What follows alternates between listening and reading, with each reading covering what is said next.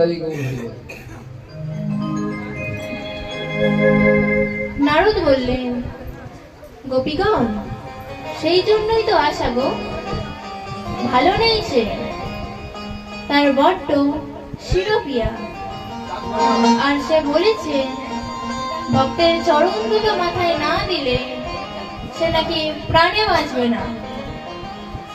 কত বড় বড় ভক্তের কাছে গেলাম, কেউ চতুর্ভুজে, কেউ পঞ্চম মুখে,